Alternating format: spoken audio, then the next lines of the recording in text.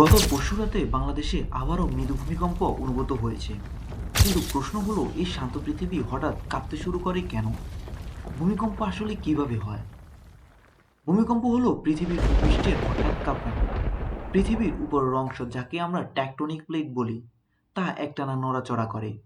এই প্লেটগুলো যখন একে অপরের সাথে ধাক্কা খায় বা সরে যায়, তখন প্রচণ্ড শক্তি তৈরি হয়।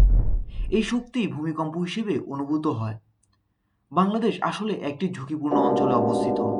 এখানে ভারতীয় প্লেট ও ইউরেশিয়ান প্লেট একে অপরের সাথে সংঘর্ষে লিপ্ত হয়। এছাড়া মিয়ানমারের দিকেও সক্রিয় ফল্ট লাইন রয়েছে। ফল্ট লাইনে চাপ জমতে জমতে একসময় হঠাৎ ছাড়ে, আর তখনই হয় ভূমিকম্প। ভূমিকম্পের শক্তি রিক্টার স্কেলে মাপা হয়। 5-এর নিচে হলে সাধারণত মৃদু ভূমিকম্প ধরা হয়। গত পরশু রাতে ভূমিকম্প ছিল মৃদু, তাই বড় কোনো ক্ষয়ক্ষতি হয়নি। কিন্তু বড় মাত্রার ভূমিকম্প হলে ভবন ধসে পড়া পর্যন্ত হতে পারে। ভূমিকম্পের সময় আতঙ্কিত না হয়ে নিরাপদ স্থানে আশ্রয় নিতে হবে।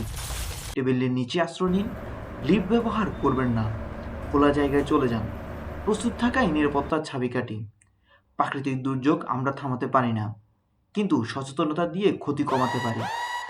ভিডিওটি ভালো লাগলে শেয়ার করুন। আরও এমন তথ্য জানতে সাবস্ক্রাইব করতে ভুলবেন না।